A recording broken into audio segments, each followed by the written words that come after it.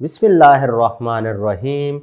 Welcome to another exciting journey of learning mathematics with Book Time publication. Today we will learn something new and exciting in mathematics grade 1, unit number 6, that is about geometry. And our topic is far or near.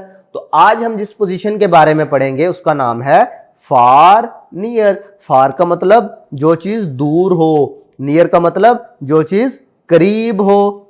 ठीक है, look at the picture. भी देखें, picture में आपको ये bird नजर आ रहा है, ये हाउस नजर आ रहा है और ये बालून नजर आ रहा है। अब देखिए बर्ड जो है वो क्या है, घर के करीब है ना, इसका मतलब the bird is near the house.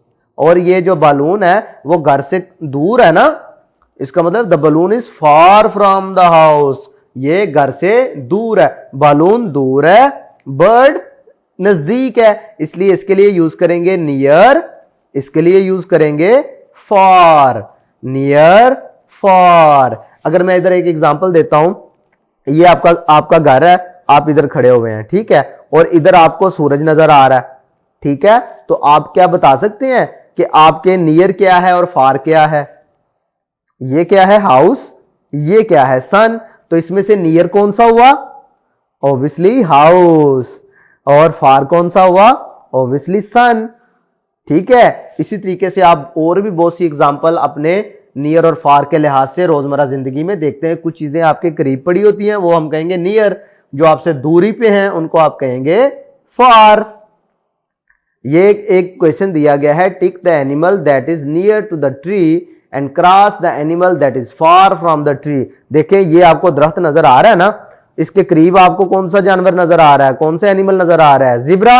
और इधर कौन सा एनिमल नजर आ रहा है, एलिफेंट। अब आपने करना क्या है, उस जानवर पे टिक लगा देना है जो कि इस ट्री के नियर है, ट्री के लिहाज से नियर है, यानी इसके करीब है। तो करीब कौन सा जानवर नजर आ रहा है, ये देखिए ये इतने से फासले पर है, और एलिफेंट जो है ना वो काफी दूरी के है, फासले पे है ना, इसका मतलब है नियर ये है, जिब्रा नियर है और एलिफेंट जो है वो फार है, इसलिए आप इधर क्रॉस लगा देंगे, इस पर आपने टिक लगा देना है।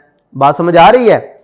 इस तरह ये छोटी सी एक्टिविटी है, आपने क्या करना है, अपनी क्लासरूम में कुछ ऑब्जेक्ट फाइंड करने हैं जो आपसे फार है, और कुछ ऑब्जेक्ट आपने फाइंड करने हैं जो आपके करीब है। तो आपने बस उनको आइडेंटिफाई करना है ताकि आपकी प्रैक्टिस हो सके, आपको पता चल सके कि नियर पोजीशन का क्या मतलब होता है और फार पोजीशन का क्या मतलब होता है। ठीक है, तो मैं उम्मीद करता हूं कि आज के वीडियो लेक्चर में आपको नियर और फार के बारे में मुकम्मल इंफॉर्मेशन मिली होगी। आज तक के लिए इतना ही, नेक्स्ट वीडियो में फिर मिलेंगे, तब तक के लिए अल्लाह हाफिज।